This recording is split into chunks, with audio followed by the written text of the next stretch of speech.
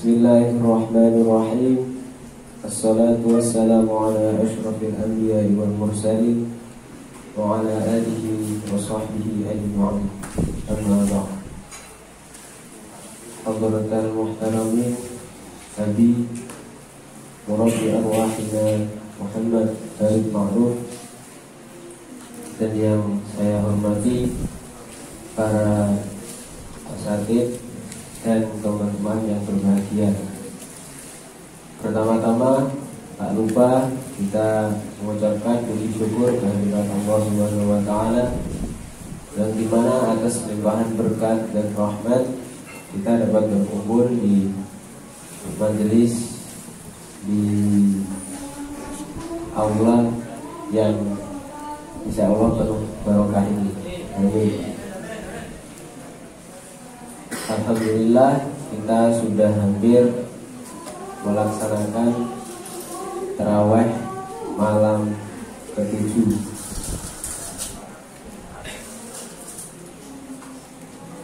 Di mana bulan Ramadan ini sangat banyak sekali fadilahnya yang tidak bisa, yang sudah disebutkan sama yang sudah masuk kemarin.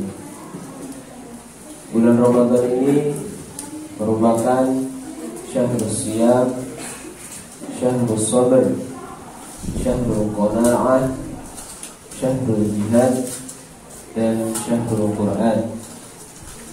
Syahrul siyam, kita sudah melaksanakan puasa yang ke-6.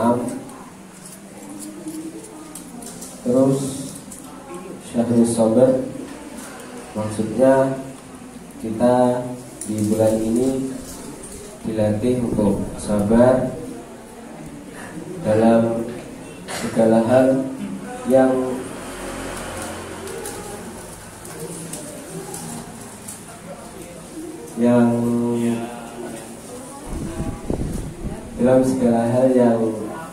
seperti menahan nafsu, menahan dahaga, juga menahan ngantuk. Syahrul jihad itu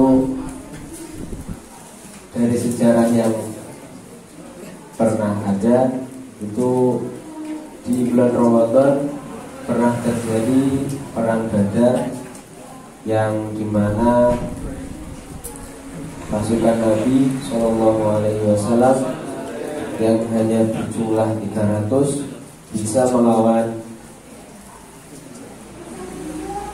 pasukan kafir yang berjumlah hampir 1000. Juga ada kejadian di Ramadan tahun 8 Hijriah, yaitu kejadian Fathu Makkah, yang Nabi membawa pasukan dari luar kota Mekah menuju Mekah, sehingga mengislamkan seluruh umat di Mekah. Juga peristiwa di Indonesia, ada proklamasi tanggal 17 Agustus tahun 1945, itu juga terjadi di bulan Ramadan. Maksudnya syahrul jihad, kita kan berjuang dari menahan nafsu, menahan makan, menahan minum, juga menahan ngantuk pada saat ngaji. Juga syahrul Quran, maksudnya syahrul Quran itu pada bulan Ramadan sudah dijelaskan Mas Aska kemarin bahwasanya pahala satu hurufnya itu 10 kebaikan, lalu dikalikan 10 lagi pada bulan Ramadan ini. Juga ada peristiwa hebat, yaitu nuzulul Quran atau turunnya Al-Quran. Nah, di sini turunnya Al-Quran itu dibagi menjadi 3 proses. Yang pertama di Lauhul Mahfuz, yang kedua di langit yang paling bawah sama dunia, dan juga setelah itu ke dada Nabi Muhammad SAW yang pastinya harus juga turun ke dada diri kita masing-masing. Nabi saat menerima wahyu pertama itu beliau berada pada di Gua Hira, yang dimana sebelumnya itu telah menerima mimpi. Lalu beliau mengasingkan diri berkholwat di Gua Hira, dan setelah itu beliau menginap di sana dengan sudah membawa perbekalan yang cukup. Jikalau habis akan meminta ke istrinya Khadijah radhiyallahu anha. Lalu pada saat menerima wahyu pertama itu, Nabi didatangi oleh malaikat Jibril. Pertamanya malaikat Jibril itu menyuruh Nabi SAW untuk membaca. Namun Nabi Muhammad SAW tidak mampu untuk membacanya sampai malaikat Jibril itu menyuruh 3 kali.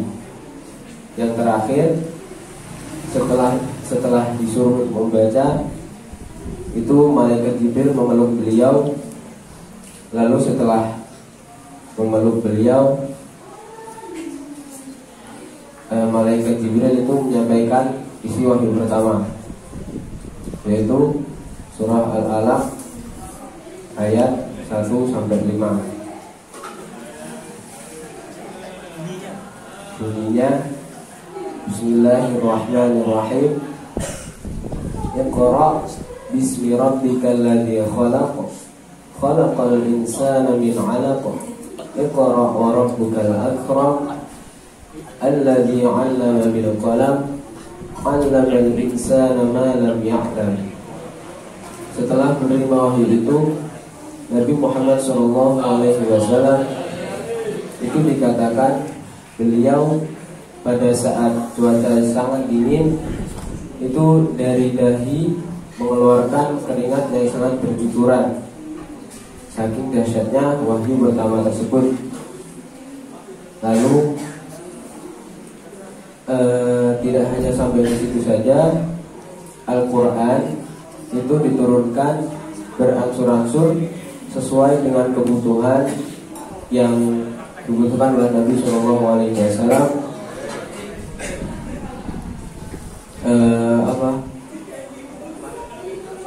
Selama 23 tahun. Nah, selama 23 tahun itu dibagi lagi menjadi 2, yaitu periode Mekah dan periode Madinah, yang biasanya disebut surah Makkiyah dan surah Madaniyah. Lalu apa istimewanya Ramadan ini dengan Al-Quran? Nah, nanti pada saat dikatakan ada malam Lailatul Qadar, yang itu berhubungan dengan proses turunnya Al-Quran tersebut. Jadi mari kita berlomba-lomba untuk membaca Al-Quran, untuk mengisi kekosongan ya kegiatan, supaya bisa lebih bermanfaat dan memiliki nilai di sisi Allah Subhanahu wa Ta'ala. Saya rasa cukup sekian. Wabillahi taufiq wal hidayah. Wassalamualaikum warahmatullahi wabarakatuh.